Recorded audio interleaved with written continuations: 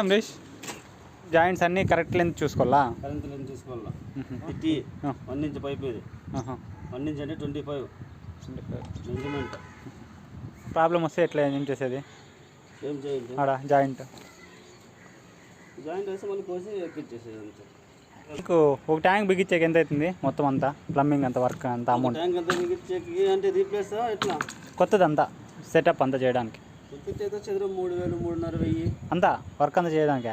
Work అంటే అట్లే కదా, ప్లంబింగ్ ఎలక్ట్రికల్ అంతా. ఈ వర్క్ ఓన్లీ ట్యాంక్ మాత్రమే ఎంత అవుతుంది? ట్యాంక్ మాత్రం 1,500 అవుతుంది.